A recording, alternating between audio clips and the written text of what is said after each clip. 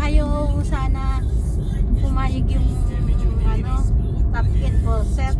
Mukha ko si tate, sinilip ng top end person. Yung mga bata pa. Sa loob yun ang silip. Naawa kasi maraming bata.